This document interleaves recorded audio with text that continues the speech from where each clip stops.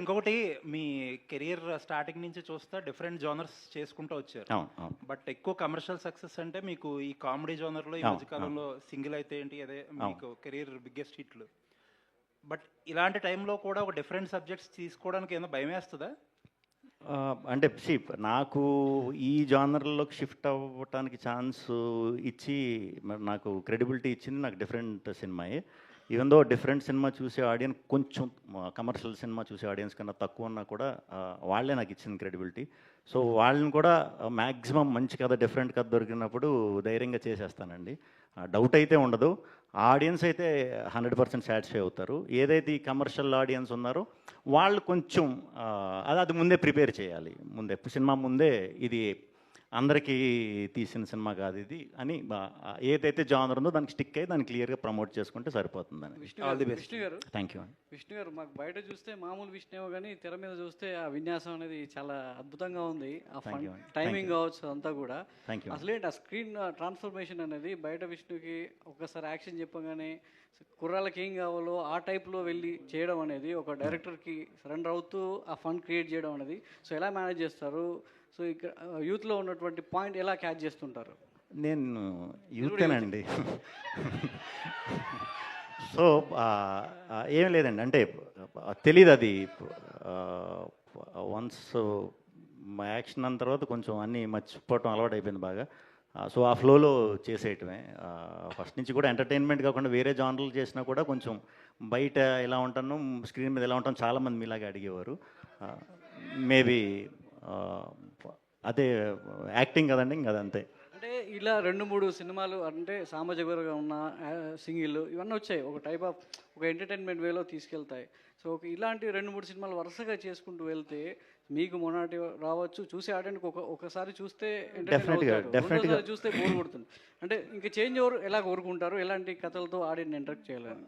ఇప్పుడు సామాజిక చూసామంటే బ్రదర్ సిస్టర్ లవ్ స్టోరీ అండి అది. అంటే పెళ్ళి వాళ్ళు ఒక పెళ్ళి అయితే వాళ్ళిద్దరు బ్రదర్ సిస్టర్ అవుతారు, అది డిఫరెంట్ స్టోరీ, దాంట్లో ఎంటర్టైన్మెంట్. సింగిల్ వచ్చేసి యాంటీ క్లైమాక్స్. తెలుగులో యాంటీ క్లైమాక్స్ ఎమోషనల్గా తీసిన సినిమాలు హిట్ అయినాయి కానీ ఎంటర్టైనింగ్గా తీసిన సినిమాలు ఎప్పుడు చేయలే, అది కొత్తదే ఆడియన్స్కి. ఇది అలాగే ఒక కొత్త పాయింట్ అండి, కంప్లీట్ కొత్త పాయింట్. ఎంటర్టైన్ అవుతానే ఒక మంచి కథ, అందరికీ హత్తుకునే ఒక కథ ఓపెన్ చేస్తాం. కథ ఉంటేనే ఎంటర్టైన్మెంట్ చేయాలండి, లేకపోతే ఎంటర్టైన్మెంట్ చేయడం చాలా కష్టం అన్నిటికంటే. డైరెక్టర్ గారు ఇలా అసలు ఒంగోలు మీరు ఇందాక ఒంగోలు గీత లాంటి కుర్రోడు డైరెక్టర్గా వస్తున్నాడని చెప్పేసి హీరో గారు అప్రిషియేట్ చేశారు. ఒంగోలులో ఉన్నటువంటి పదాలు వాడి భయపెట్టారు, ఆ పదాలు ఎలా ఆడియన్స్ తీసుకుంటారు అని చెప్పేసి ఇందాక విష్ణు గారు చెప్పారు. అసలేంటి ఒంగోలులోంచి ఆ వర్డ్స్ ఎలా ఉంటాయి, దానికి సంబంధించినటువంటి తాలూకు ఎలా ఎంటర్టైన్మెంట్ అవుతుంది ఆ బ్యాక్గ్రౌండ్? ఇప్పుడు టీజర్లో చూశారు కదా సార్, కొంచెం ఆ కైండ్ ఆఫ్ ఎంటర్టైన్మెంటే ఉంటుంది.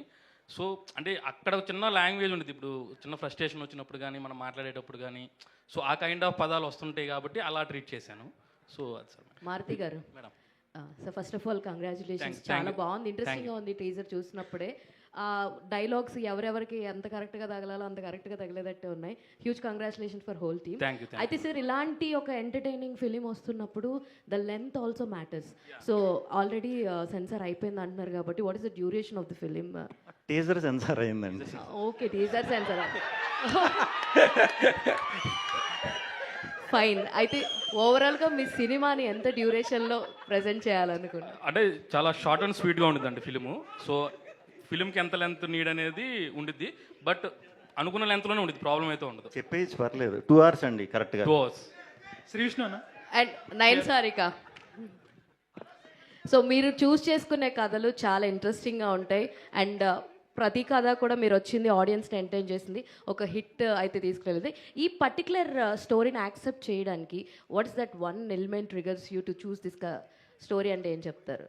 His writing, I would say. This is completely a director's movie and the characters that he has written, అలా రాసారంటే ఒక్కొక్క క్యారెక్టర్కి ఒక్కొక్క టర్న్ అండ్ ఆర్క్ ఉంది మూవీలో and every character is very special. So my character he has written wholeheartedly, I would say, and that is one of the reasons I have chosen Manish. Vishnu గారు Yeah.